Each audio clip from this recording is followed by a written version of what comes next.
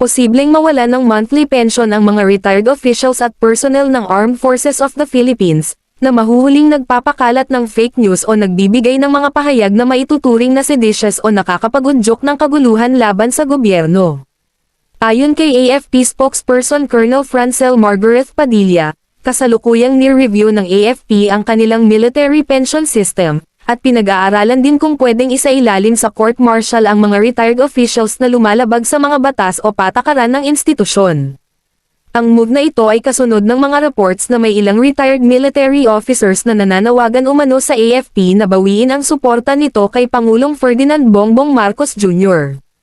Ayon kay Colonel Padilla, may karapatan pa rin ang mga mamamayan, kabilang ang mga dating sundalo, sa freedom of expression, pero may limitasyon ito lalo na kung nakasisire sa imahe at disiplina ng armed forces.